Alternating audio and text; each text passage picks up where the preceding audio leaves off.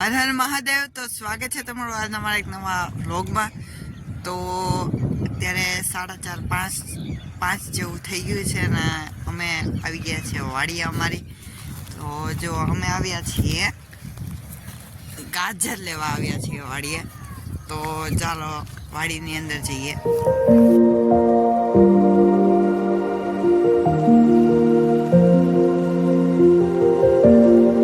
Finally guys વાડીની અંદર પ્રવેશી ગયા છીએ અમે.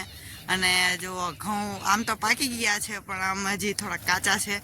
તો આગળ અમે વાડીમાં આંટો મારી રહ્યા છીએ. તો વ્લોગમાં કન્ટિન્યુ રહેજો, હમણાં તમને આગળ શું છે તે બતાવું. તો વાડીની બાજુમાં કહેવાય જો મજાની બોરડી છે. જો બોર પણ છે એમાં હજી. બાકી શિયાળો હોય ત્યારે જ બોર હોય, આ તો અત્યારે બોર છે. તો ચાલો આમ આગળ જઈએ ને તમને બધું બતાવું હમણાં. તો ગાઈસ જો ઘઉંની બાજુમાં જુવાર છે. જો મસ્ત મજાની લીલી છમ જુવાર છે. અને સામે દેખાય ત્યાં પવન ચક્કી છે. તો આપણે ગાજર છે ત્યાં જઈએ છીએ ગાજર કાઢવા માટે. તો ચાલો હમણાં તમને આગળ બતાવું.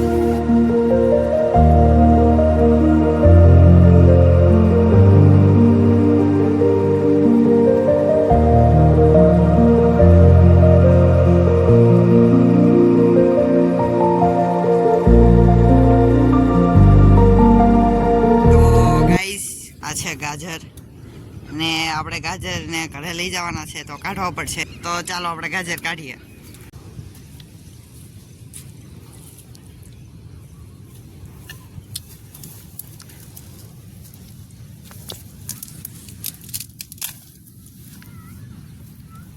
તો ફાઇનલી જો ગાઈસ ગાજર આપણીથી નીકળી ગયું છે.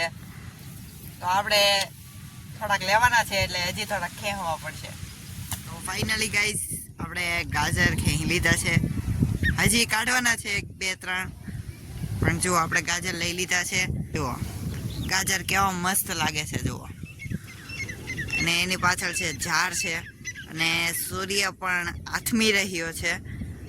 અને જુઓ ઘઉં છે અહીંયા, આખું ખેતર મસ્ત લાગી રહ્યું છે જુઓ. તો આપણે ગાજર લઈ લીધા છે અને તમને એનું વાતાવરણ તમે જુઓ.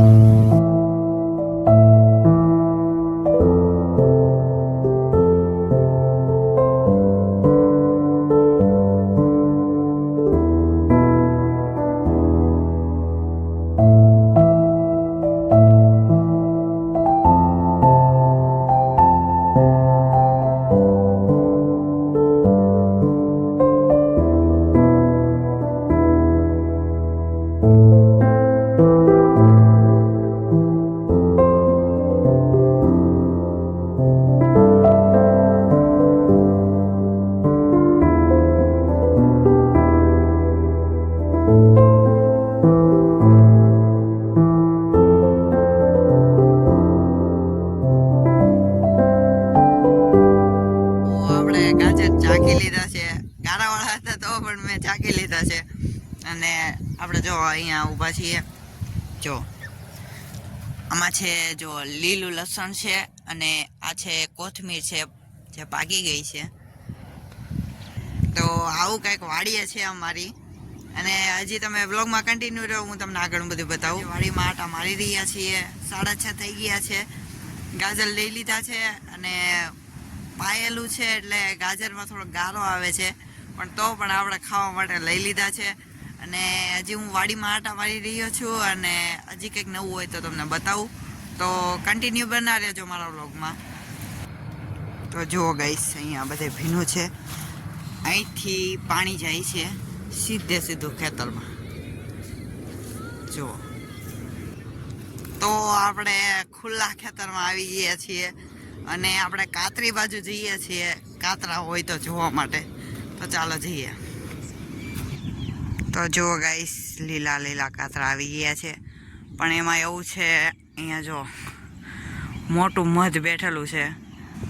તો આ કાતરા લેવાને ગાઈસ કાતરીએ ગયા તો ત્યાં તો મોટું મધ, એટલે કાંઈ કાતરા લીધા નહીં. હવે કાતરા પાકશે ત્યારે આપણે પાછા આવશું. તો અત્યારે આપણે ખેતરમાં આટા મારી રહ્યા છીએ અને ગાજરે લઈ લીધા છે. અને વાડીમાં આવ્યા તો એટલી બધી મજા આવે છે કે આમ મારે કયા શબ્દો વાપરવા કે એટલી બધી મજા આવે છે એમ. તો એનું વાતાવરણ પણ અત્યારે સાંજનું વાતાવરણ બહુ સારું હોય છે. અને પક્ષીઓ પણ પરત પાછા પોતાના માળા ઉપર જઈ રહ્યા છે. અને અહીંયા અત્યારે વાતાવરણ બહુ સારું છે. તો ચાલો આગળ જઈએ આપણે. ગાઈસ, આ છે લીમડા. જો લાઈનસર શેઢા ઉપર એકલા લીમડા જ છે. જો પહેલાં બહુ નાના હતા, અત્યારે તો મોટા થઈ ગયા. અને આપણને હવે અત્યારે ઘરે જવાનું મન તો નથી થતું. વાડીમાં કોઈ પણ આવે તો તેને ઘરે જવાનું મન ન થાય, તેમ મને પણ ઘરે જવાનું મન તો નથી થતું.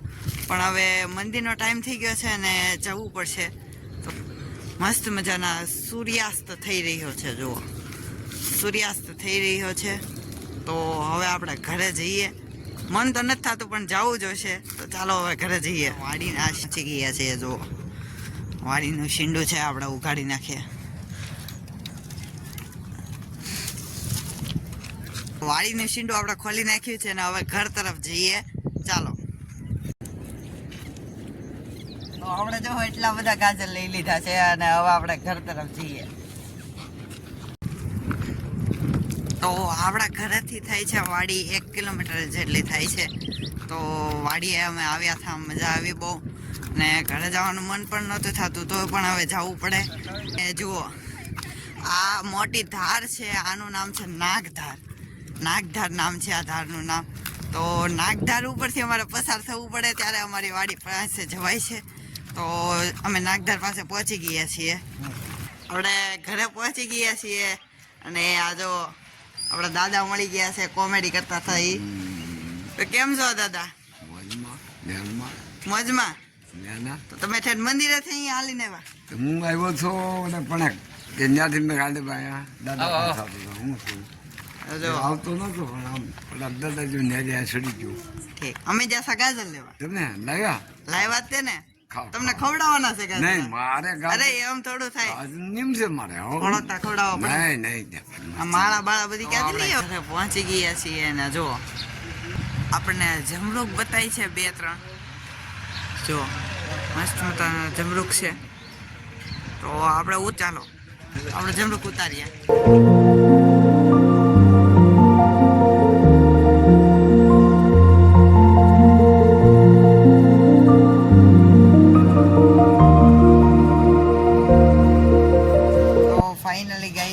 જમરૂકડીમાંથી 4 જમરૂક ઉતરા છે. જો મસ્ત મજાના લીલા લીલા છે અને પાછા ઘરના જમરૂક.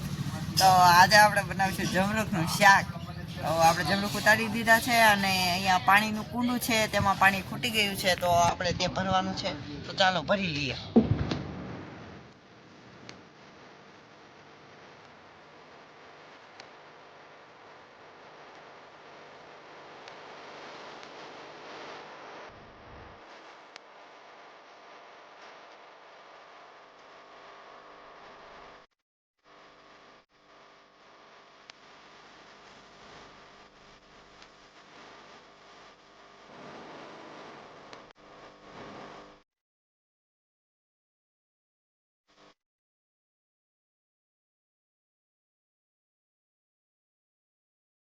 ગાઈસ, આપણે ફાઇનલી પક્ષીઓને પાણી પીવા માટે કુંડું ભરી દીધું છે અને દીવાબત્તી પણ કરી નાખ્યા છે. અને આજના વ્લોગને અહીંયા એન્ડ આપું છું.